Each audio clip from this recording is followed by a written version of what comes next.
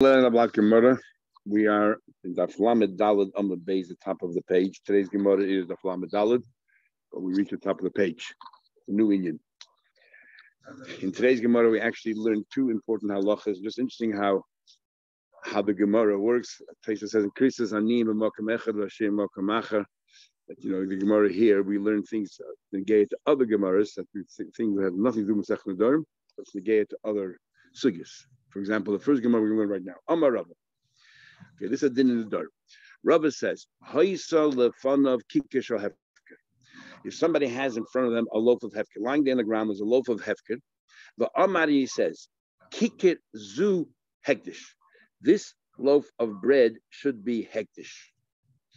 Now, the law is that once something becomes consecrated in hektish, if you take it out, it's called me'ilah. If you did it b'shegig, shegig means that you didn't realize that it belonged to hektish, then you transferred it from the reshus of hektish to the reshus of chulun. If you did it deliberately, it still remains hektish. But if you did it b'shegig, you just transferred the reshus from hektish to chulun, and you have to pay a penalty of a keren, the principal, and a chaimish, and a penalty of a fifth, which is a quarter, and then you also bring a sham me'ilis, and so on.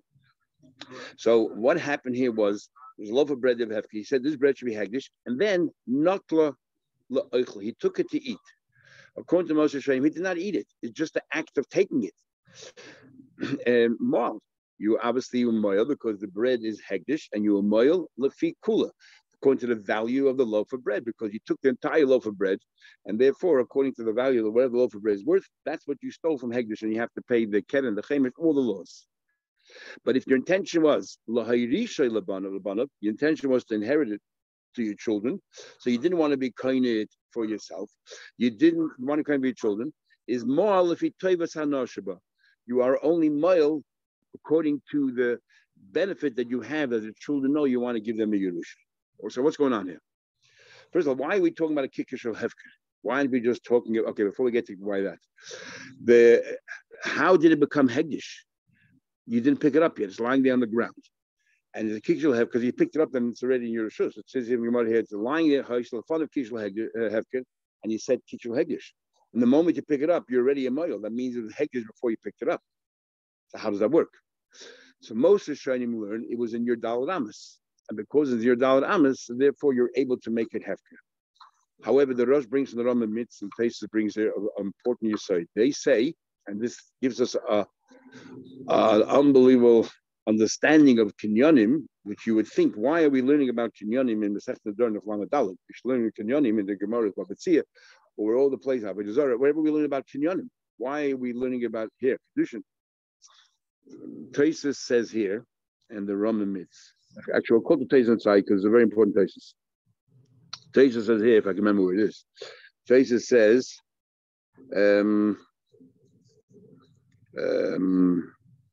where is this? 1 second. Okay, Taisus. Here it is. It's right in the middle of the page, in the long Taisus. There's the last two lines. Taisus says over here, Inami. The first line is Amoisa. The first answer of Taisus is within your 4 Amos. But the second answer of Taisus, on the bottom of the page, he says it, Inami. Kivon should be Yodai Lis Chayzba. Because you're the only one there, and you have the potential to be Zeicha. Shu Kara Bimenu Yaisim Mishum Adam, because you're the closest person to this bread. Havi Chashiv Shapit Davar Shabala Ilam, and what? It's as if it already came into the world.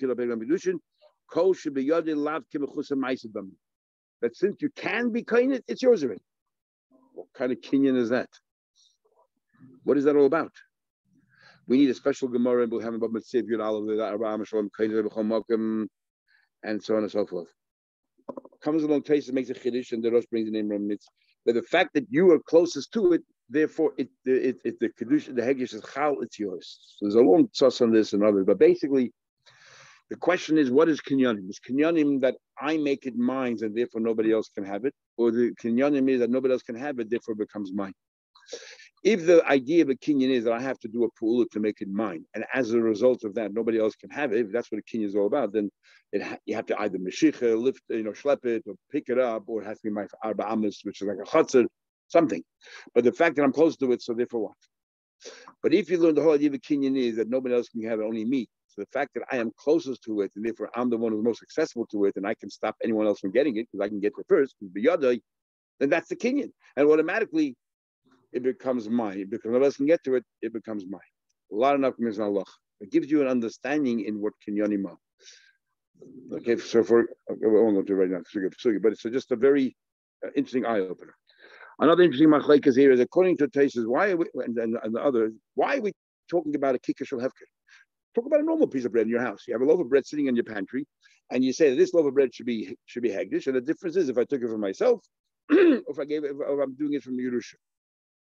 So the Rashi says right on top of the page, surely if you took it, if it was a loaf of bread in your house, you did it, the same din would apply. The chiddush is that even though it's hefker and that Rabban is kind of, and that's enough. That's the chiddush. Torah says no.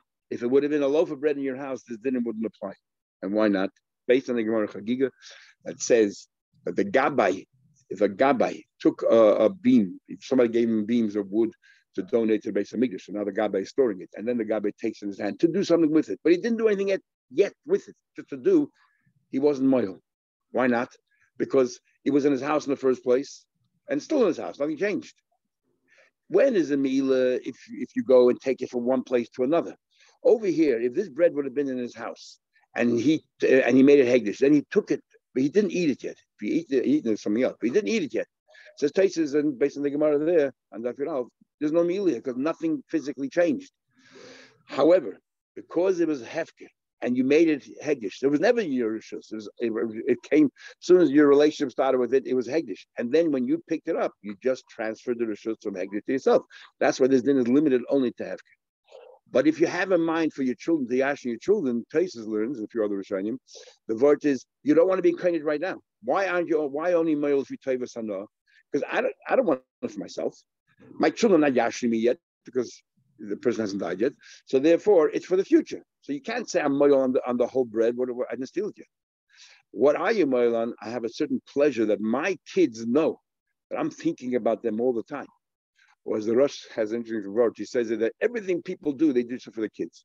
Doesn't matter how old you are. You're doing it to build up something for your kids in the future generations. So in Mela, that's a teva sana. And that's what you're paying for. Maybe. Okay. Continue Gemara. So that's one interesting sugya we have over there. Comes along Rav Chia bar Rav and asks Rav an interesting question now. Unfortunately, one of the issues in Gemara Nedarim, why our yeshiva don't learn it, is there are many girsayos, and because there are many girsayos, each girsa changes the whole pshat in the Gemara, and it becomes different. We don't have that that common in the other Gemaras, in the sugyas in the yeshiva. But here, this Gemara we learn right now, there are many girsayos. But I'll just show you an interesting machlekes and halacha, which you think would be in kedushin. If I would tell you this halacha, you would say, "Oh, of course, Gemara kedushin." Like we did a few weeks ago, we learned the whole yisoid of kedushin is not even in kedushin. But there's another halacha, an outcome, which is as follows. Rav asked Rav a question. This is what the guy said: Kikari alecha, my loaf of bread is also to you. And then he went up to matana. And after I said that, he gave it to him as a matana. Mao. But so does this act overturn what he said? Does this act come to explain what he said? That when I say kikar, I didn't mean when I give it to you. I mean cold man is sitting by me. What exactly happened there? So he asked him, what happens now? Can the person, the recipient of this matana, use it for his own use or not? Kikari amaloi. When he said my loaf of bread, he meant ki isa b'shusei. Only cold man the bread is by me. But once it's by you, I transfer to you to shus. Now it's mutter. Or perhaps alecha. The fact is, he said it's also on you. It means when it comes to your shus. And therefore, even though I gave it to you as a matana, it's still forbidden. Amalei. Alehu shavise hegdish. Now, when it comes to you, it is hegdish. What's it in? So Amalei Rabba said, pshita, there's no question. Not only you're asking me a kasha, it's not trying to have an answer. It's not even a shayla. The afagav the yava leib matana also. Even though he gave matana, definitely it's also. And why is that? Because why did he say the word kikri? My loaf of bread. What did he add the word my loaf of bread? So the question is as follows, says Rabbi. He said, Alecha, you can ask me a question, so why say my loaf of bread? If he meant to say that pshita, that it's usher even while it's sitting by you, so why did he say my loaf of bread? What do you mean my loaf of bread? Lav lav. Now there's many ways for him shouting about it. Lav lav fuki di gonda minay mignib. Is he trying to tell him my loaf of bread is you think that you want to say that it's mutter when he gave him a ton? So what did he mean kikrilecha? That if you stole the bread, it's no longer sitting by me. It's mutter. Well, if you think that's what he means, then you're saying that surely then if he gave it as a matana, surely it should be mutter. If he stole it from him, it's no longer by me. It's mutter. Surely I gave him a mutter. He said that's what you think, but it can't be. I'll tell you what he's trying to say. You know what he's trying to say? What he's trying to say is, if I gave it to you, it's asa. If I gave it to you, it's asa. But if why he uses the lashon kikri, my loaf of bread. If he's trying to say that even if I give it to you, it's still asa. What's the kvetch? What's the emphasis here? My loaf of bread. He wants to include something. If I invite you to my house for a meal, and I'm sitting you down, you should know that this bread that I'm giving you as a guest is asa, but all the other breads are mutter. Just the bread that I'm putting in front of you is asa. That's what he said, kikri olecha. And in other words, he's trying to say to the guy, don't ask me to invite you to a meal because I'm going to ask for the bread just for you. None of the bread is mutter. Everybody else, it's all right. You. And this bread is asa to you. But not that he's trying to say, but if I give it to you, you can keep it. But it's definitely asa. It's my bread. It came from me. What I'm trying to say is if I invite you. Okay, so what do we learn from here? And this is how Moshe is trying to learn Pshat, the outcome. So what are we saying here? Okay, an interesting shaila came up.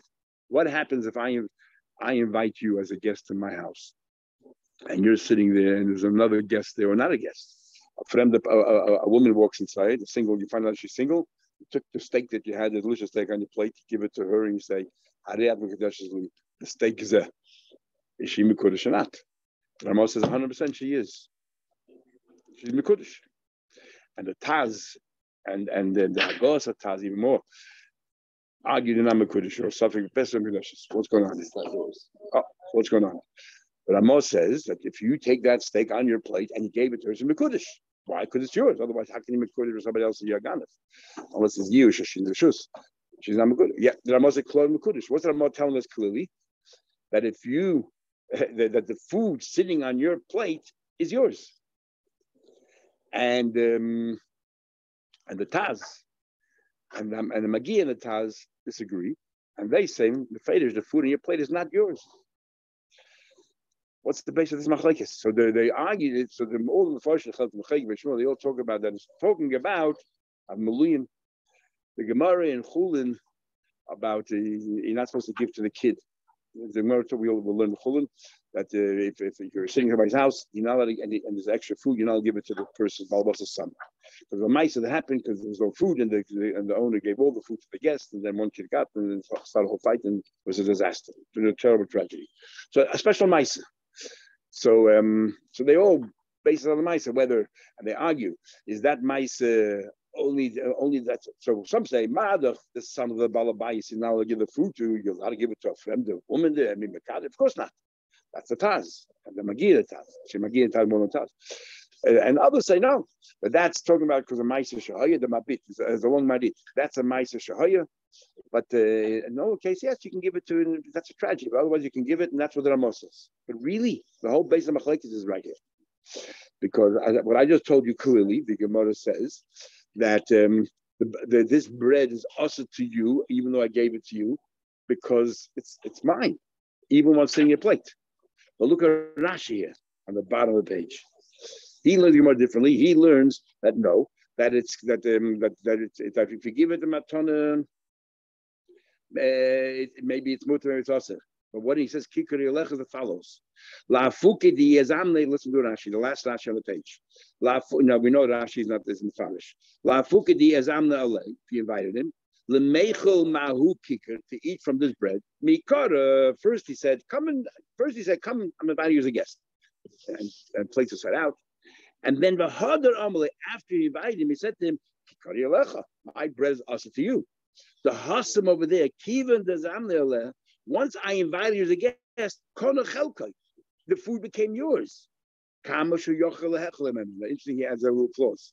The food is yours as much as you can eat.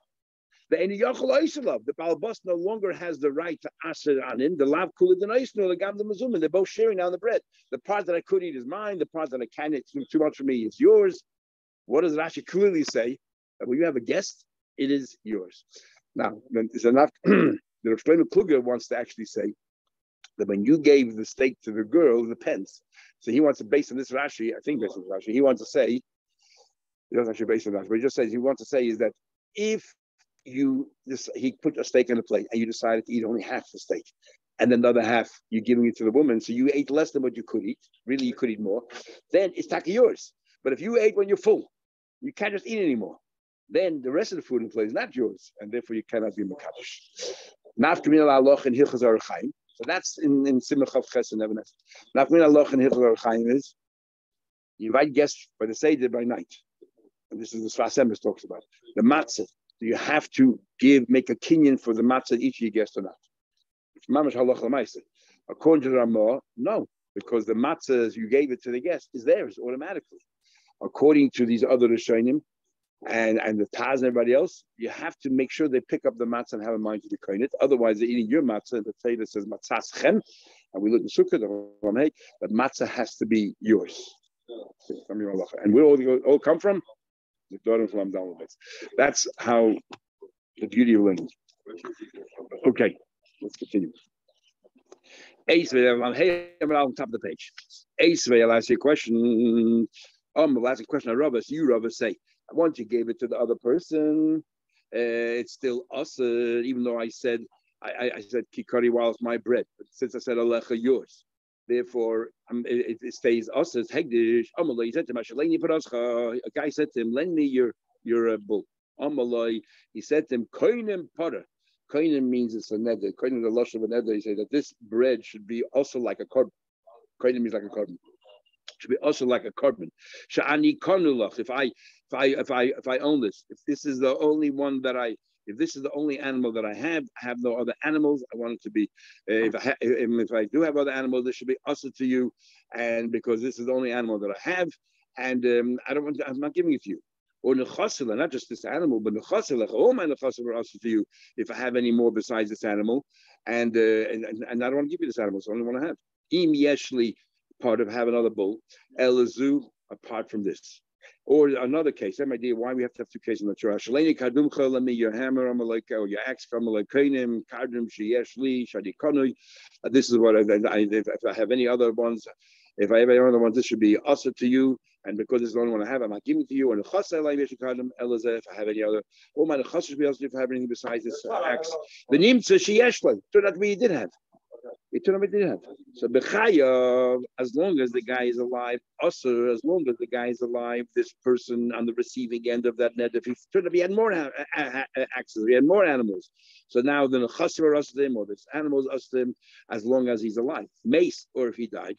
Or he should not matona. It says clearly here, or if he gave it to the other person as a gift, harei muta. Question of Rabba. You, Rabba, said that if I said alecha, and then you give it to him as a gift, it's no longer mine, it's all right. And here it says clearly that if you gave it to matona, that is a muta. Because it's a transfer ownership, and the Hegdish only calls by my rishus, not in your rishus. I'll give you a simple answer. You're right. When he said it's also to you, alecha it comes directly from me to you. But if I gave this a third party, and the third party ultimately gives it to you, then once I gave it to the third party, they don't Easter anymore because they Easter only to you. So therefore, the Easter disappears. They cannot prove it to you from the lush of the text. It says shenitnulai, but like Tani shenasnulai. It says shenitnulai. It was given to him, not that he gave it directly. Now, everything's bahas. How in the world do you know shenitna shenasna? So the Ran says that was part of the tradition. They also were medayik in the grammar. It doesn't matter that it wasn't written because they didn't have it. Now it was all about bahak.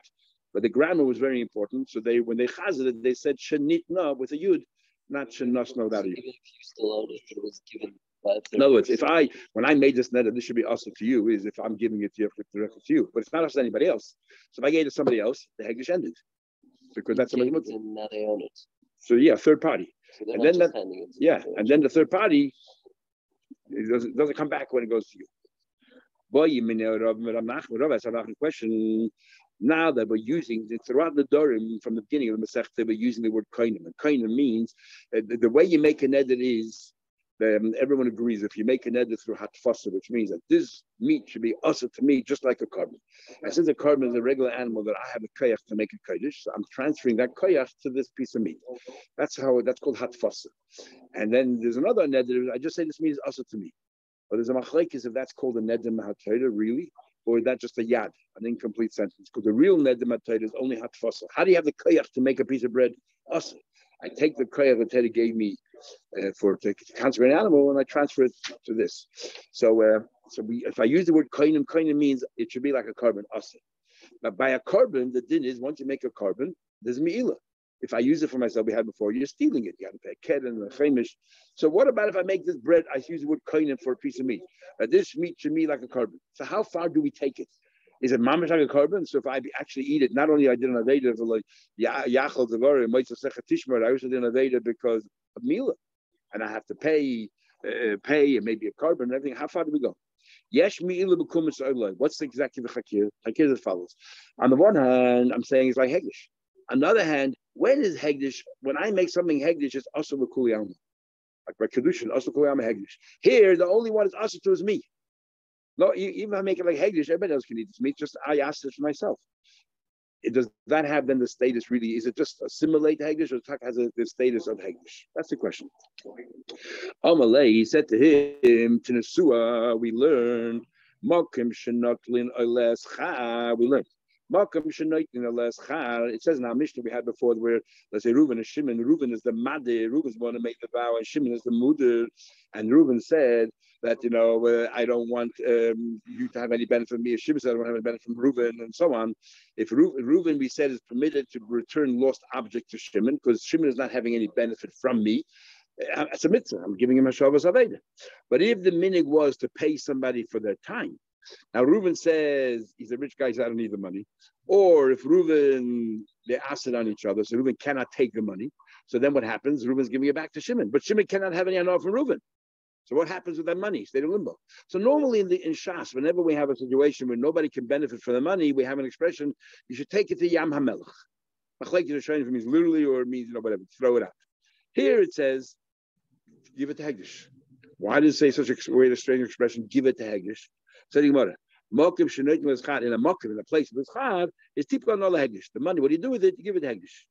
So L'Chayda, why does the Mishnah use that as an example? L'Memra to say Ki Hegdish, because we treat it just like Hegdish. My Hegdish Yezra Mila. So since we treat it like Hegdish, and just like Hegdish, there's a din of Mila if you use it for your own purpose. Avkum Yezra Mila. So to Kum is also Mila. That's what one wants to say based on our Mishnah here. Says the Gemara, it's a machlekes tanoim between Amer and Chachamim, and goes as follows: if a person says kainim kikas a hegdish, like kainim ma'asa, this bread should be hegdish, but ochla, and then he ate it. Bain chavei mo. According to the mayor, he was moil, he's chayiv for me'ilah, and so to his friend, which means that when you said kainim kikazu, it's like hegdish, it's mamish like hegdish, and therefore you cannot use. If you use it, not only over your neder, you also did me'ilah. You chayiv for me'ilah. Lefichach, but because there's me'ilah, me'ilah means that you take it out of the reshus of hegdish. You only moil if it's b'shegig. So you're taking it out of the reshus of hegdish and you're making it chulin. So therefore, you see that the reshus is transferable. So there's the legal ways of doing as well. If you could do it illegally, you could do it legally, and therefore yesh lapidin. You can redeem it. You can go ahead and pay hegdish money and then take this out of the hegdish. Kikazu alai. If you say kikazu alai. In the first case was he says kikazu hegdish. You say kainim kikazu. This bread should be hegdish. Means also for everybody. So it doesn't matter if you eat it, your friends eat it. It's also to the whole world. You have a right. It's your bread. You can do whatever you want. But if in the next case you said kikazu alai, the only person that cannot eat the bread is me. If I say kikazu alai hegdish, this bread should be hegdish. But achla, and he ate it. Who mal? If he ate it, then he's mal. Because he said only a lie. But hegdish only you. So therefore, there's no, since for the rest of the world there's no me'ilah there, therefore it's not really transferable. There's no opinion, but for you personally there is, but for everybody else there isn't. The Chachamim say, Benkach. Chachamim say, Benkach or Benkach loy moil. The Chachamim say that whichever way you got it, there's no me'ilah at all. Why? The Chacham say we just can't. What's up with Hegdish? What? Because it's a neder, it's a personal thing. It's the laws of Nedarim. It doesn't come to the laws of Hegdish. So clearly the Chacham hold that just because you use the word kainim and we use that as an example doesn't mean that it becomes Hegdish. And the Meir holds it does. So our Mishnah that says that Hegdish follows a Meir, and that's why most of Shonim Paskin from Meir, because our Stam Mishnah says clearly what happens to leftover money goes to Hegdish. On the Rashi, he asked the question. So what happened? Interesting thing. We Paskin like Rava, who said before, and this is the connection to Gemara before. Rava, besides the fact that it's the Mishnah, Rava said before, if I say kikar lecha, then the bread is also to you. Even if I gave it matana, it's also to you. Who is moil? So let's say the guy eats the bread. Who is moil? The guy who made it hegdish, which was the nice matana, or the person on the receiving end who received the matana. Who he didn't make it hegdish, someone else made it hegdish. Kikar lecha matana. Mimal. Who is moil? Limal noisen. Should we say that the noisen is moil? The moment he gave it to that person, that itself is mila, right? Because when he gave it to that person, he just took it out of his rishus. He never said it's also to me.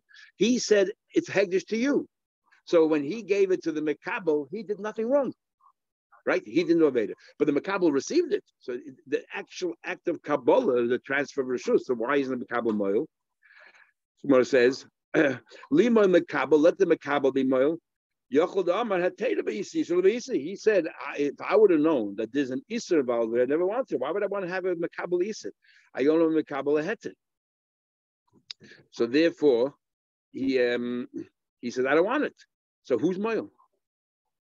Amalei, he said, you're right. Neither is Moil. Not the Noisin, because he never asked it on himself.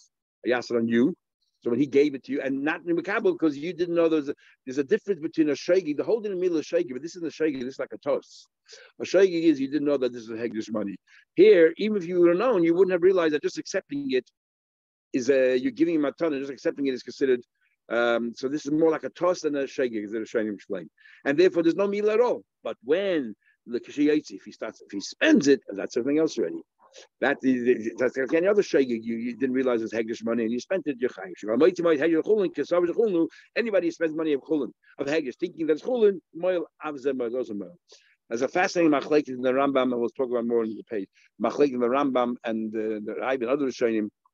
If I make a neder and I say, I think we brought it up once. If I say that this bread is also to you, I make a neder, this bread is also to you, and you go ahead and eat it. Who did that aveda? The one who made it, you never made the promise, I made the promise, and you ate it. So who did that Veda? So normally we learn, I have the right to ask for the bread on you, and therefore the person on the receiving end is even Issa for eating it. The Rambam says no. The Rambam says the Madir, the Mudder didn't do anything, didn't make any neder. What he do? It's the Madir. And if he goes ahead and eats the bread, the Madir is over. So one of the rayas they bring against the Rambam is this Gemara right here. The Gemara says the Noisin Moil, I'm making it usher, and the Gemara is the Pshita. The Noisin, it's not us to him. So the same thing to the Rambam. The Madir was not, he never made it that the bread should be usher to me, he made the bread should be usher to you. And therefore they use this Gemara as a question on the Rambam, why in the world should the Madir be over? And others tried to make a difference in Hegdish and the Stam and the Stam. Anyway, that ends today's Gemara. Have a good day, everybody.